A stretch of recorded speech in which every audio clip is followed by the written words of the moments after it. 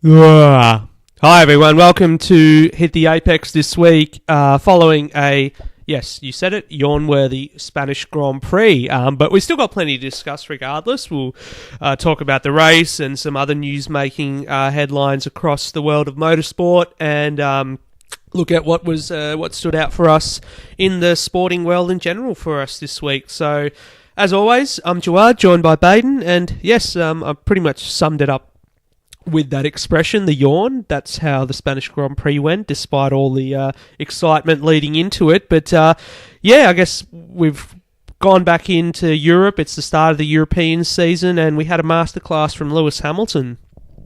Probably inevitable, and as far as the race was concerned, it was one of those weekends we were probably due for after such the high of the first four events. This was more or less normal service and reminiscent of what we've experienced at least from 2014 to 2016, and it was Lewis Hamilton who, as we always mention, when he's down, he's really down, but he gets a whiff and he gets a fluke victory like he did at Azerbaijan, and suddenly he's back into that untouchable category, and he just looked like he was peerless the entire weekend at Barcelona. Well, yeah, he after taking that win, as you said, in Baku, we said that last week that with that mojo coming back to him, could he have one of those weekends this weekend? And he ends up doing it. He claimed his 74th career pole position and converting it to the victory. He said after the race too, and this is a word that we used last week, but not in conjunction with this, but he said for the first time all year he's had a really good synergy with his car, which I think is quite important too. And we know that they've struggled, Mercedes, with the car again at the start of the year. It's been the diva that it was like last year, but everything sort of worked for him this time, and we'll talk about Pirelli and the tyres as well, how that played a hand in giving the result to Lewis Hamilton and Mercedes. But yeah, it was, we're into the fifth race, and this was the first one too that they've achieved as well for the season. So considering, as you said, since 2014, their dominance that they've had, this is the first race this year that they've had a 1-2 finish with Valtteri Bottas ahead of Sebastian Vettel. And you could say that they're much more wary of its competition now, so much more appreciated these points, critical, and Ferrari, I guess this year they're legitimately looking on that constructors side, notwithstanding some issues in the second garage there for Kimi Räikkönen. They were leading the standings heading into this weekend, so they're crucial points, whilst again the Finn another DNF there, and Vettel's own issues with that pit stop, and some talk that it was actually a necessary stop regardless of that virtual safety car. They capitalised, and every point this season it's going to be crucial. And I guess for Valtteri Bottas, he'd be happy to have claimed P2 there, and he did as much as he could bouncing back from Baku, but he was never going to come within any chance of taking Hamilton. He was just in another race. Yeah, he was basically in another race, and it's that dominant a victory that, only the top five drivers, I think, were the only guys that didn't end up getting lapped as well. So,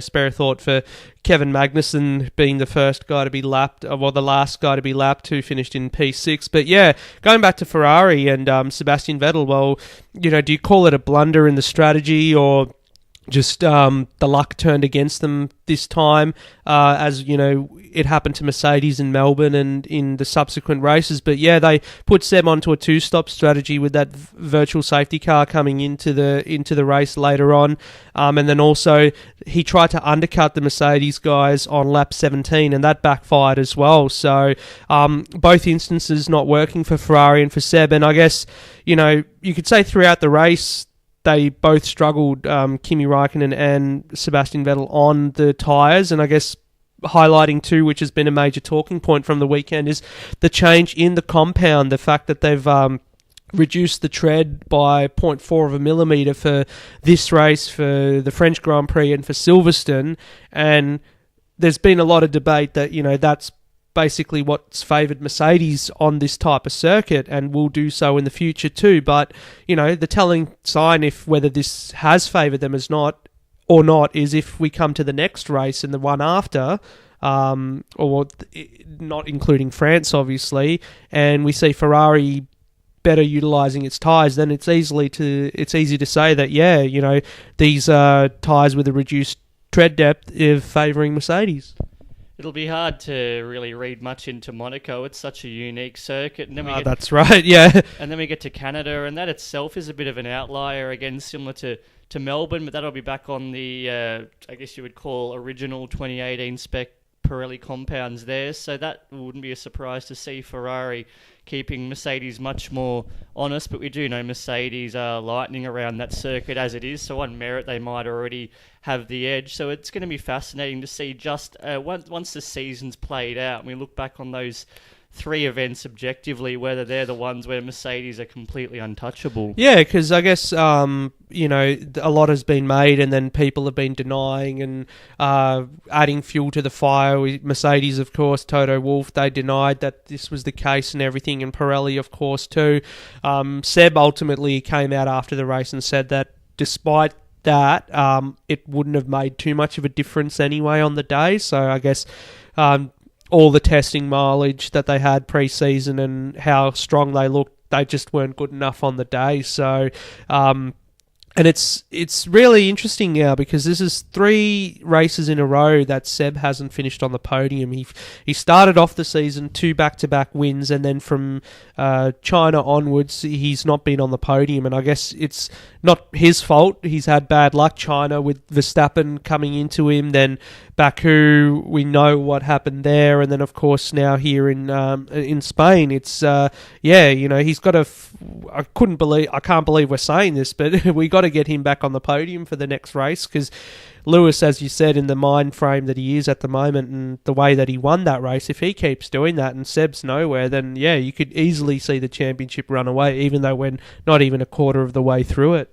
Yeah, well, Vettel at the minimum, you consider everything playing out as though no incidents took place. Second probably was the outcome, or even first at Azerbaijan, second at China, second at Spain, had there not been these alternate strategy calls or safety cars or desperate lunges maybe onto the restarts as we saw at Baku. But the reality is they've had a gamble, and you can't really blame them in the sense that they're being ambitious. It hasn't worked out, and it's not as though he's had outright retirement, so he's still well within touching distance. And we come to Monaco, where last year Ferrari really they had it right from the outset, and if it's something similar this time around, then he'll be right back in the game, and it'll be interesting to see if Hamilton can be the one to optimise his weekend. Yeah, because on balance, the Ferrari chassis still appears to be the best on the grid, and what we're hearing too is that power unit-wise, they are basically on par, if not better now, maybe just by that little inch, the Ferrari over the Mercedes. So, it's going to come down to those little 1%ers, as you say, and whether it was the tyres that put the ball in Mercedes' court this weekend with the win, it all comes, we'll see at the end of the season what happens. And meanwhile, spare a thought for Kimi Räikkönen, who he's not, on Sunday at least, he wasn't setting the world on fire, but it would have been another haul of solid points, and he's just continuing that trend of being the one who gets really shafted at the end of the day, and he's pretty much firmly now ensconced himself as that support. Any excuse will do for Ferrari, I dare say, to make him the official second driver. Well, it's the second year in a row that we've seen him retire in Spain. A spare thought, I guess, for that young fan that was seen in tears last year as well. This year it was Fernando Alonso. He had a young fan in the grandstand that got taken into the paddock. But yeah, Kimi Räikkönen, mechanical failure. It was pretty annoying, I guess, considering, as you say, those points are as important, and then what you said before too about the Constructors' Championship as well. Now, Mercedes have taken the lead off Ferrari for that because of that retirement that Kimi had. So, Ferrari want to win both championships. They're going to have to get both drivers finishing the races and finishing strongly. So, and while we're on Ferrari as well, they brought those interesting winglets and rearview mirrors mounted on the halo, only for the FIA to ban them for the next race. So interesting concept that they did, and I guess what that helped was visibility, with the drivers saying that it's just better for visibility to have those mirrors mounted on the halo as opposed to having them on the side. But yeah, the FIA already and the other teams, they were quick to pounce on it, and yeah, it's been banned straight away. At least they were given that grace of the weekend. It would have been a fiasco well, if they had to rush in their original spec designed the wings in the conventional position overnight. Well, it's not like it made much difference anyway, performance-wise. But yeah, I guess it was an interesting idea that they looked at, and then it, I thought it wasn't too bad, like considering the halo, it's there. Why not utilize it for aerodynamic benefit? But apparently they can't do that. I guess we'll also touch McLaren with its own upgrades, and also Red Bull seem to have a fundamentally new car. Yeah, the more radical car for the Red Bull guys, and then McLaren with a new nose as well, and them saying that this is the car that they wanted to start the season off with, but they couldn't, obviously, with the shortage of time and everything. But yeah, while we're on Red Bull, so Max Verstappen claiming his first podium of the season, I guess some closure after what happened in Baku, and Daniel Ricciardo P5, a bit lonely you could say, but they had those string of fastest laps at the end of the race, so he was pretty quick on those tyres. But yeah, Verstappen, happy hunting ground for him in Spain, I guess more so than Ricciardo, but it's it'll do his confidence well to good to be back on the podium. Yeah, undoubtedly benefited there from both Ferrari's misfortune and Daniel Ricciardo, that sneaky spin he had behind that virtual safety car, or the safety car restart after that first lap carnage, and all that talk of why they couldn't understand how he was so far adrift, it was down to that. And despite putting in those blistering lap times, it was indeed a lonely race for the Australian. Yeah, so fifth for him in the end, and we already touched on Kevin Magnussen having a very lonely race, 2 down in 6th as well, scoring another impressive haul of points for Haas. I guess just showing that, yeah, they are the 4th fastest team, but it didn't really help their case with the fact that Roman Grosjean had another retirement to his name with a first lap incident at turn 3. So what happened is that he just, I think, cooked it coming out of turn 3, just spun the car and then tried to compensate, and then created a big smoke screen into which Nico Hülkenberg and Pierre Gasly ended up being collateral. And as well as taking himself out of the race, he took 2 other guys out as well who could have had good afternoons. So I guess every race we're going to see some kind of sullen image of Roman Grosjean. This time he was sitting on steps or whatever with his helmet on. Baku was the same, Australia. So no points still for Grosjean, and I guess it doesn't help his case going forward. Yeah, it's hard to believe. Haas has regressed back to being a single car operation as they were in 2016. Only in that case Grosjean was their driver, and now it's as though he's just there for some kind of reference point. And Kevin Magnussen, for all the talk of his recklessness, he's accumulating very handy points, and the Frenchman, he's just looking more and more out of his depth by the weekend, and it doesn't help that speculation in tandem with Charles Leclerc there. He's picked up another point he did to complement 6th at Baku. That really puts him in that equation for a promotion to Haas before this inevitable Ferrari berth, you think, in the next year or 2. Yeah, we'll talk about Leclerc a bit later, but going back to Grosjean, Magnussen, I guess you could say he is a bit hectic with his driving, but it's controlled chaos because he knows how to get the result out of there, which is the important thing. And again, another solid drive for him. And, while we're on the subject of Magnussen, it's great because this is the first time in his F1 career that he's been at the same team for a second season too. So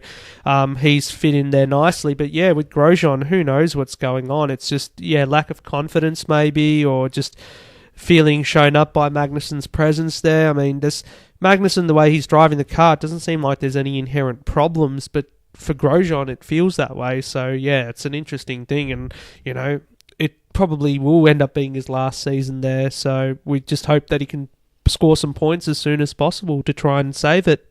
Yeah, I think he's just feeling that pressure, all that talk when he did join Haas in 2016 of a launching pad to Ferrari, and that doesn't seem like it's going to eventuate in any circumstance. Far from that now. So, what's his name?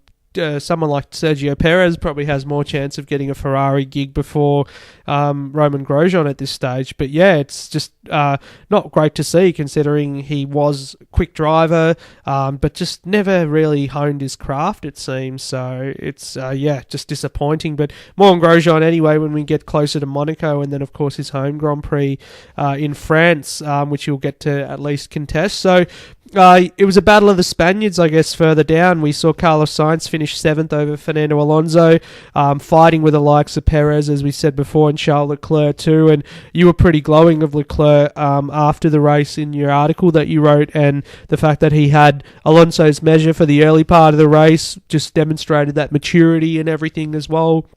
Considering Leclerc had a bit of a slow start to the season. I mean, I wouldn't beat up on him too much for that, given that he's a rookie and all. But yeah, as you said, Baku finishing 6th, and then of course a point again here. And I think this is the first time that Sauber's had back-to-back points since 2015 or so. So it's positive for them and positive for Leclerc. Yeah, you'd say arguably a more impressive solitary point here when there wasn't that stroke of luck in the dying stages, that Armageddon we had at Baku. So I think this one's really hard fought and just gives him that belief that on a consistent basis he can make the most of opportunities, and he didn't look out of his depth at all against the esteemed likes of Alonso and Perez, and he knows exactly where to choose his fights. Yeah, so great to see from Leclerc, and I guess his home Grand Prix next proper being Monegasque driver, Monaco Grand Prix. So hopefully he'll be looking to score points 3 races in a row with all the carnage that happens there normally. So along with Kimi though, there was another string of mechanical failures. We had Stoffel Vandoorne unfortunately pull over to the side of the track on the pit straight later in the race, and then Esteban Ocon as well. He's had 2 races in a row now. He's retired. He hadn't had a single race retirement until Brazil last year, and now in the in the string of few races he's had 3, so it's not going too well for him. And going back to what we said about Kimi, that's the 2nd year in a row that he's retired in Barcelona. Yeah, I think for Vandoorne, it's just become a labour of frustration as he sees Fernando Alonso, all the talk of McLaren's crisis. The Spaniard, he's registered points every weekend, and Stoffel Vandoorne's just picked up a point here and there, but he's clearly going to be getting impatient soon. And for Esteban Ocon, it's just a sign of Force India. They're clearly not where they want to be, and that podium fortuitous at Baku, and I guess Perez doing all right there to pick up a couple of points, but on the whole, there's quite a few teams there that are still really struggling in the reliability stakes. Yeah, exactly. So after all the upgrades this weekend as well, we'll finally get a proper picture of what the grid looks like. Yeah, as you said, Monaco's not really representative, but these are the key races now. Being back in Europe and everything, you can get more upgrades on the car. We'll get a better idea. So it'll be interesting to see how those next few races pan out. But to conclude, I guess, 17-point lead in the championship for Lewis Hamilton now. Seb off the podium for a 3rd race running. And who would have said this when we had Seb win 2 races in a row, Australia and Bahrain, and had that lead over Hamilton, and now not being on the podium for 3 races has cost him. And, I dare say if after the next race it becomes a 25-point lead in the championship, then things are looking pretty sticky for Seb.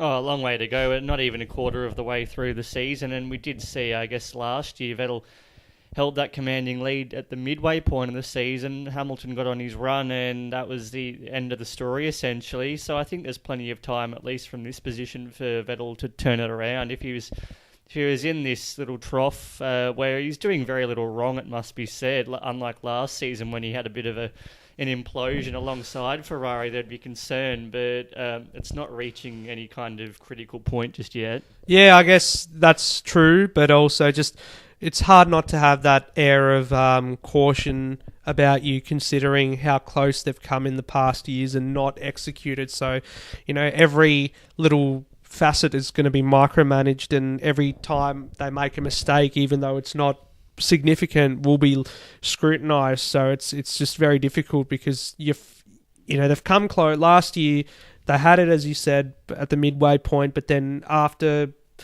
Italy, after Belgium, and then Singapore, the chaos, that was it. It was gone. So half a year's work, basically gone in 2 races. So That's the thing we don't want to happen this year for Ferrari and for Sebastian Vettel. And yeah, they lead the Constructors' Championship too now, Mercedes over Ferrari, and I guess that's because Kimi's retirement. So that's all she wrote there in Spain. But drivers of the day, hard to go past Leclerc then, isn't it? Because you were pretty glowing of him after the race in that article. I'm of the same view that, perhaps next year we'll see him in a Haas, or perhaps another year at Sauber if the car is getting better there, and then perhaps 2020 or 2021 that Ferrari gig will come. Yeah, Leclerc certainly is probably just about the worthy winner there. You've got to say Lewis Hamilton, as much as we might deride him more often than not, he drove a race where nobody could get near him, and credit to him, I guess he showed that when he's on, really he's just taking it to a level that very few are able to ever find at any time. So that's why he's still really the best in the business across a weekend when he's got everything working for him. But for Leclerc, from that point of view of what he's dealing with in the Sauber, where we saw him at Australia and the talk of them being lucky to even get in the points at any stage, that's now 3 races collectively that the Saubers have brought it home inside the top 10, and it's just a promising sign, and I guess another admonishment on Williams, who they had their own nightmare weekend. Oh yeah, we'll get straight into Williams a bit later, but I have to say I got to dock a few points off Lewis Hamilton just for that haircut or whatever that we saw on the weekend. There. Yeah, nothing about his off-track thing that we're digging. But it's more so his on-track. It was just really, it was one of those. There should be a fine for that. I reckon it was some aerodynamic benefit that he got. Yeah, that ponytail that has no place in F1. Oh, it's just he always brings a surprise, doesn't he, Lewis Hamilton? Anyway, let's go over the digest now, and I guess the big thing coming out of the weekend in regards to Williams is that we had Robert Kubica contest his first FP1 session since he made his F1 return last year, and he didn't have a lot of good things to say about the Williams, and let's just put it simply as the fact that the car is not enjoyable to drive, in his own words. And we've talked about it all season so far, and the fact that you could put Lewis Hamilton in the car, as Claire Williams herself said, and he wouldn't still be able to win in it. So, yeah, it shows you where Williams are at. Yeah, just fundamentally, they took a misstep with that direction, and it's just more inexplicable to see from where they were at last season. They weren't setting the world on fire, but they were still picking up some handy points, and they've got what you would call, I guess, Lance Stroll. He's shown flashes of potential, and even must be said, he had a pretty decent Sunday after that real messy off he had on the Saturday, and they're just clearly got a car there that's really hard for anyone to get behind and feel confident. And for Kubica, it might have been lost a little in translation. That translated Polish quote that it was embarrassing might have meant more so the fact that he just found it not enjoyable per se, rather than rubbishing that opportunity that he had, and the occasion it was, just to see him compete in any respect of a Grand Prix weekend, which was something in itself, but it wasn't really the spectacle everyone had been looking to when he first really came back into that equation about a year ago. Well, it's not really, we weren't expecting him to set the world on fire, but the fact that that was his comments afterwards, that it just gives you a true indication that this car is an absolute dog.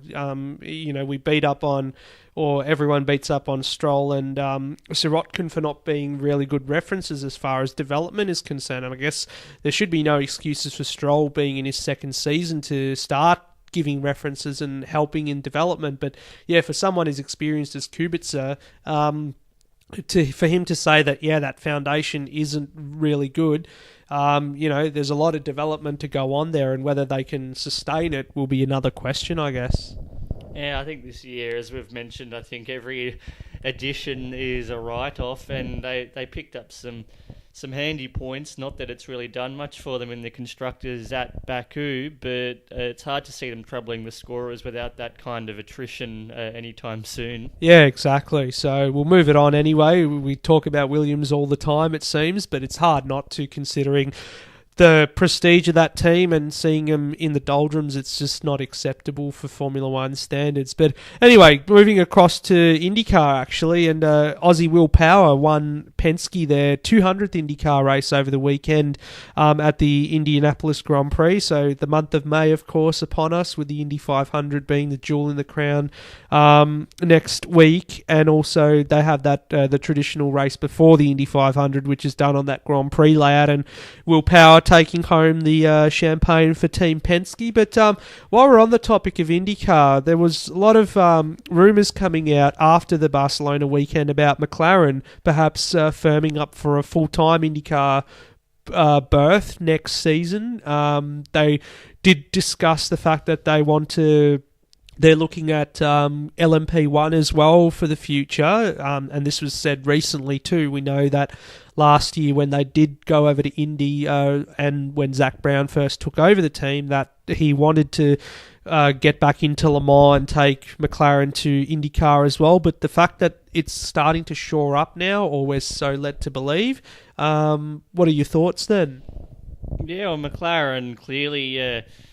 that realisation since the separation from Honda that things aren't as rosy as they would have hoped for is certainly an improvement, but nowhere near where they want to be. You can see that they've got to assess options just to get them some positive publicity, and whether that takes entering these other categories, they have to be a bit ambitious there, and obviously the commitments that are made, it's going to be a lot of resources, but if they can have someone like Alonso guarantee his future in this case, to the outfit, then they've got something to work with and really justify it. And know they're going to go there with a really credible driver who can immediately get behind the wheel, and they already know from what he did last year at Indy that he'll be competitive from the outset. Well, yeah, it was really good to see last year, of course, as well, that, and we won't see him there this year. But going back to what you were saying, that just in general, the fact that they're not getting the results they want in F1, so can we go into other categories and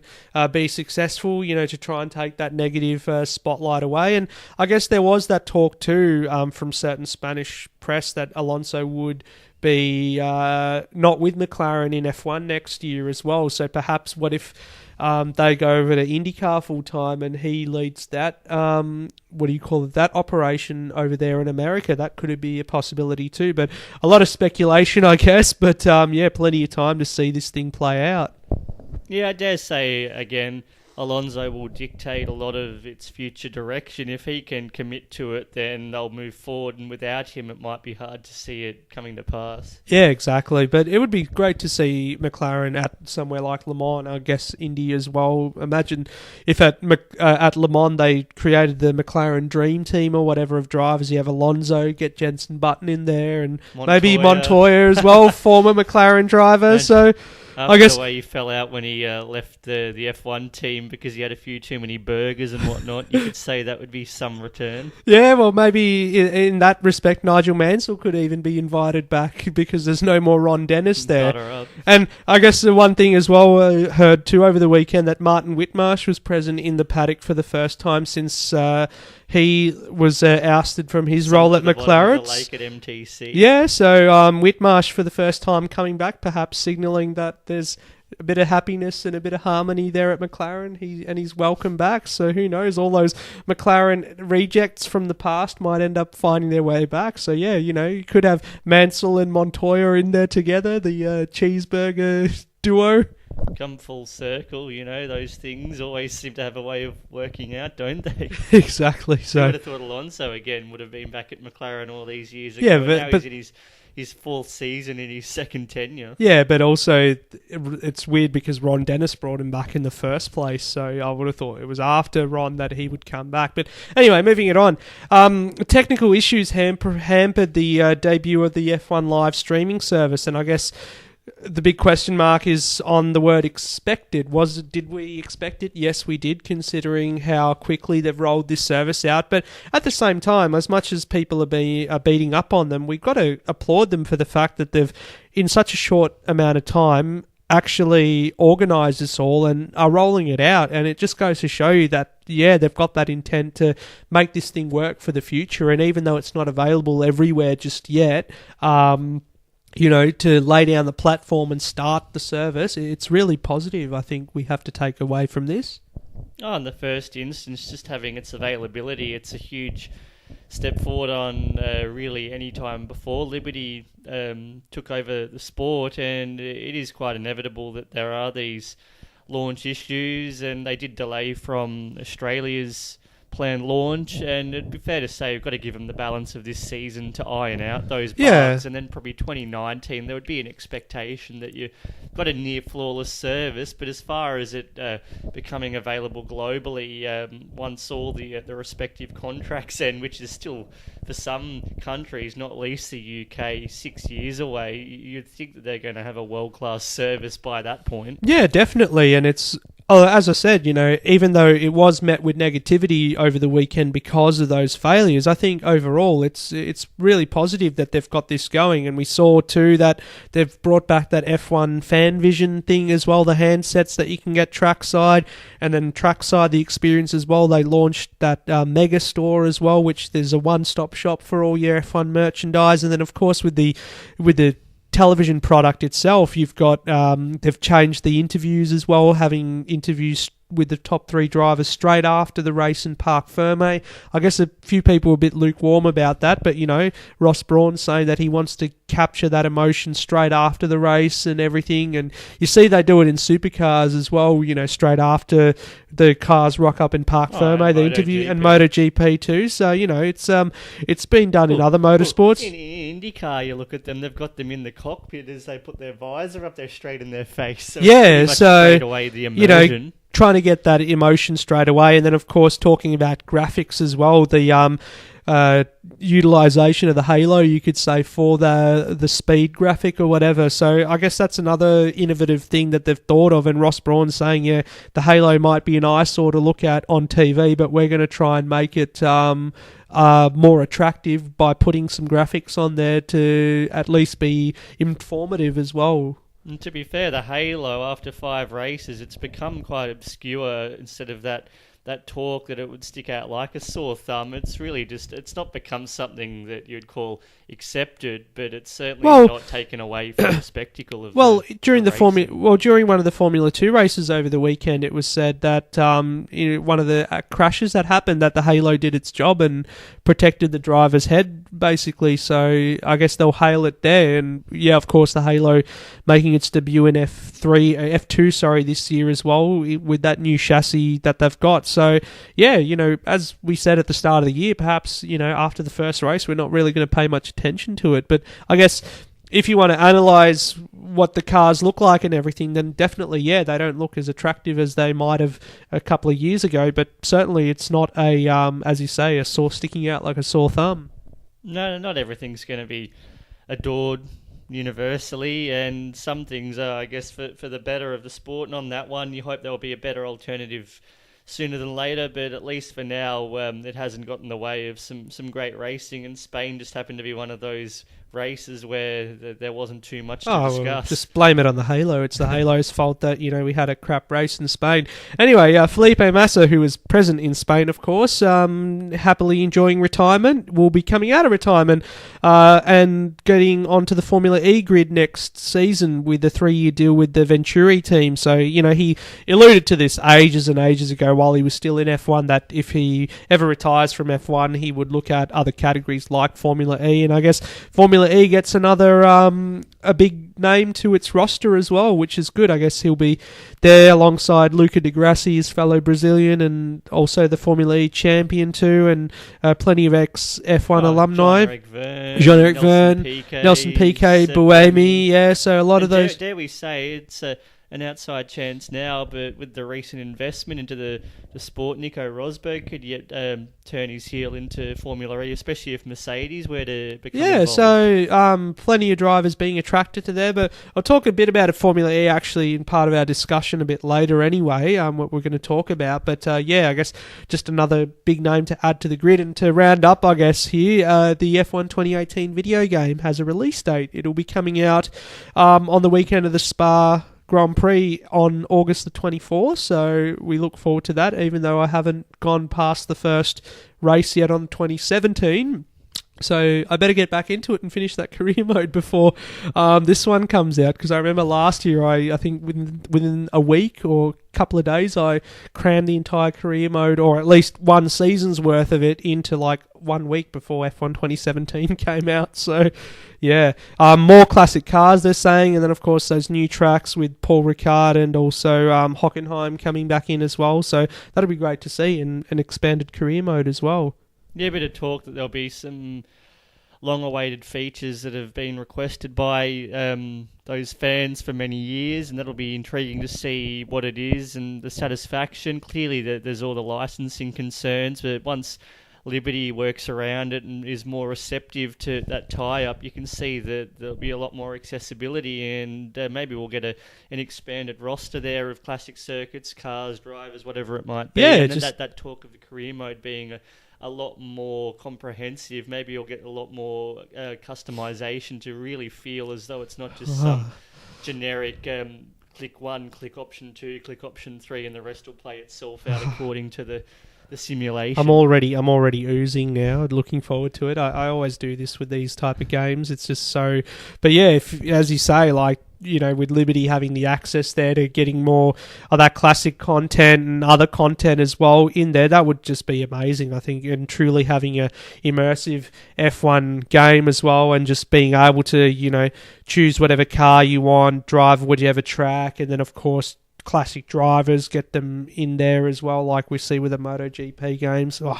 Already looking forward to it now. Sound thanks. like you're just salivating. Well, thanks to you, yeah, for going over those details. But anyway, let's move it on. And our discussion for the week, and to do with supercars and the news that came out that Nissan are going to be departing at the end of the season. They're going to be withdrawing their support from the Kelly racing team.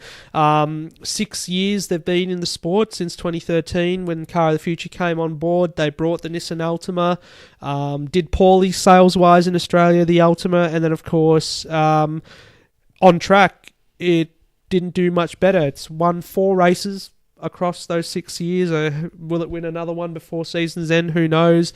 And then, and 2016, was the last time they won a race with Michael Caruso at Hidden Valley. And I guess the recent form that Rick Kelly showed at Phillip Island, where he scored back-to-back podiums, was not enough to convince Nissan in the end to recommit to the future. And then, the Altima as a car, you can't actually buy it from a showroom anymore in Australia. So it shows you what a failure that exercise was. So, you know, I guess great disappointment, isn't it, considering the return that Ford's making next year with a Mustang, and then also those considerations being made for the Chevrolet Camaro to come in. Well, even more surprising than Nissan's departure, which had been a long time coming, that idea that the Kelly Racing outfit will continue to run the Ultima, which will be a relic by next season, and really you've got to hope that that's going to be the final season and they can sort out something in that more medium to long term with another manufacturer, or perhaps they do go back to Holden or Chevrolet Camaro, whatever iteration there might be from 2020, but clearly they're going to lose that financial input from the Nissan backing, and it will be intriguing to see where they shape up from it in 1 or 2 years' time. Well, yeah, so they're going to be driving the 4 cars next year, the 4 Altimas, and of course they've got 3 running in the Super 2 category with MW Motorsport, so the fact that they'll still be able to run those will be great, but as you say, there'll be relics by this time next year. And we've seen in the past, I guess, without manufacturer backing teams, I guess Ford probably got the better end of it with when they lost the manufacturer backing, and then they won the championship in 2015 with ProDrive, and then of course 2017 last year Penske taking the team's championship and then also claiming that manufacturer's title as well. But on the other end of the stick, what happened to Erebus Motorsport, having no support from Mercedes-Benz whatsoever? They struggled as a new team, and I guess the Kellys have a lot of experience and whatnot behind them, but yeah, you know, it'll start to show if they don't have that support and if development goes backwards. Yeah, I guess credit to them for trying. They're quite ambitious getting Nissan on board. It was a big moment for Supercars when they heralded that way, and we saw after hot on their heels we had Volvo and Mercedes come in. They departed long before Nissan has, and I guess at least they will retain that presence in the Ultima next season, but it hasn't worked out. You wouldn't give it a pass mark on the whole, and as far as what they do in the future, they've got some decisions to make, and who knows what the driver lineup will be for next season. Yeah, well, driver lineup could be the same, but it's more so what will they be driving in the future. And Nissan were quick to say as well that that the GTR that many have been talking about that could come in because of the Mustang and all that wasn't even on the table for consideration due to the fact that it as a car is irrelevant to what Supercars is as a product, and the fact that, it makes sense because the GTR is a $300,000 sports car and going up against $60,000 or $50,000, $60,000 sedan cars or coupes, it just has no relevance there. So, if Nissan were to stay, I guess, it would have been with the Ultima, perhaps evolving the engine or something or continuing. But yeah, the fact that, it's not even sold here in Australia anymore, and as I said before, Formula E, Nissan's focus seems to be solely on that now heading into the future, apart from the handful of GT programs that they do around the world. Formula E seems to be where they're putting their eggs into, so, we'll see what happens to them as a brand in the future, but yeah, it's a loss to Supercars to lose a manufacturer like that. Oh, Supercars loss, and Nissan's, if they see the publicity coming from the others there in Ford and Holden is positive, they might be reconsidering, and you don't want to close the book entirely on a return in the future, but for now it's just a shame that they haven't jumped on the back of Ford's recommitment and possibly, the Camaro in the next year or so. Well, yeah, that's, I guess, the biggest disappointing part of it is the fact that, with Ford having announced they're returning with the manufacturer presence and bringing the Mustang, and then, of course, General Motors announcing that they're going to assess the feasibility of having a Camaro here, to then lose a manufacturer. It's just like we thought that we were taking a step towards the positive. So, yeah. But anyway, we'll still see those bit of diversity on the grid next year with those Altimas there, but it's just, as long as they're not making up the numbers, that's probably the biggest concern. Yeah, you just want them to actually be in the thick of it, and again, you hope they're already working on 2020 and beyond. Yeah, you'd hope so, definitely. And I like the idea, what you said before, that perhaps they might go to Mustangs as well, as opposed to going back to the to Camaros, as opposed to going back to Commodores. That would be great, as we said last week, where we have a diverse grid of GM cars. We've got Walkinshaw and maybe the Kellys running Camaros, and then, of course, Triple Eight and all of its affiliates in the Commodores. So, yeah, it would be nice for diversity, but then having different manufacturers is probably a key thing as well. Yeah, I think, again, it'll take a while for everything to shake itself out, but at least there's some positive inertia on the back of Ford, and then the response from Holden or Chevrolet to see in the future. It'll work itself out. We've just got to be a bit patient once again. Yeah, just play the waiting game. So anyway, we'll top things off anyway with our sporting moments of the week, and I guess for me it was hard to go past the announcement, the shock announcement, if you will, made by rugby league future immortal Cameron Smith, saying that he's going to be stepping down from all rep footy duties effective immediately. And this is only, 2 weeks away from State of Origin kicking off as well, so he won't be captaining the Queensland side for the first time in forever, and then of course won't be putting on the Australian national side jumper either. So, yeah, it's a big loss, you could say. And I guess the way he came out and made the announcement and cited the fact that it's to do with his, fatigue, and he's at that stage in his career where, he can't play as much as he has been, and I guess putting the emphasis back on, Melbourne Storm, trying to achieve maybe one more premiership before he hangs up the boots.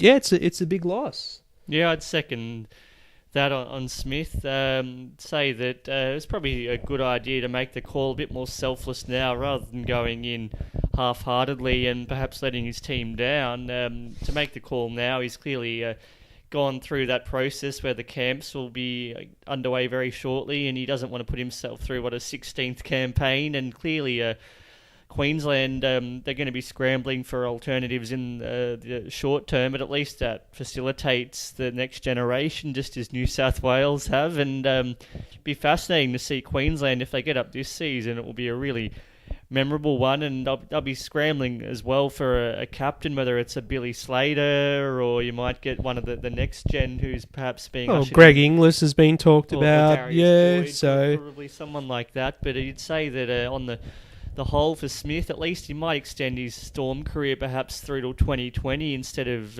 next season by doing this, and take him well beyond 400 club games and chance of yet another premiership. You can see that he can go out and give it his all, not miss those 4 or 5 games middle of a season. And I guess it's Queensland's loss, but Melbourne's gain. Yeah, and it's just, I guess, end of an era for Queensland too, because last year Jonathan Thurston announced that he wouldn't be playing Origin or rep footy this year, and then of course Cooper Cronk, when he made the move to Sydney as well, said that he won't be playing any more Origin footy. So the fact that 3 legends basically of Queensland in the modern era have all stepped down in the last 12 months. It's going to be a changing of the guard, and as you said, I kind of liken this situation to Mercedes, where they were able to win across 2 separate sets of regulations. Can Queensland continue their dominance with 2 completely different teams? Because of course this year, Billy Slater, perhaps the only stalwart there from last year, I guess, who's got the most experience, and Greg Inglis obviously wasn't there last year because of his injury, but him coming back in, and then of course a host of new young guys coming in, perhaps, with Cameron Munster, who's going to partner him in the halves. Will it be Michael Morgan or Ben Hunt, who's going to play number 9, which is Cameron Smith's position? Will they stay there long term? It's a lot of big questions, and if they can pull off the win over New South Wales, who themselves will have a completely different team, and an exciting team by the sounds of it as well. When you hear Brad Fittler talk, the new coach, it's going to be a fascinating contest, even though we've lost all these big names. Yeah, it's a great leveler for both outfits, and you can really say just starting afresh, it's almost exciting in a way that you can just say that both teams have that talent on the field, which will be the nucleus of the next 10 years or so, and really closes the book on that chapter which has gone on since the mid-2000s, and for Kevin Walters as well, it can really craft it as his own team, much as Brad Fittler's come in and started from scratch. Yeah, so it's going to be exciting. I can't wait. Couple of weeks away, State of Origin. So apart from that, I guess Pakistan beating Ireland. Ireland having their first ever Test match as well. It's hard to believe it's taken them this long to get themselves into the Test arena. So, they put up a great fight, and I'm sure we'll see them play well in the future as well. Anything else stand out to you during the week, sporting-wise? No, I think we've covered the bases. Yeah, there. And I guess we've got to wish this man some luck as well this weekend, contesting Great Ocean Road Marathon as well. So hopefully the conditions don't blow you away or whatever. It's been a couple of times. Yeah, it's been pretty cold here, so I spare a thought for you getting up that early to have to do the run, especially on the seaside as well. So hopefully, whatever your target is for the weekend, you can achieve. And coming off Melbourne last year, personal best, thinking of doing better here at Great Ocean Road, or are you going to wait till Melbourne for that to beat that personal best? Oh, certainly at the Great Ocean Road, a personal best there. I don't know about overall. It always depends more so on conditions than personal fitness at the time. It's a bit of a different race, so I just hope to be here in one piece with some positive news come next week. Yeah, we'll look forward to hearing all about it next week when we get set to preview the Monaco Grand Prix. But until then, we'll wish this man good luck for that, and hope you guys have a good weekend, and see you next time. Till then.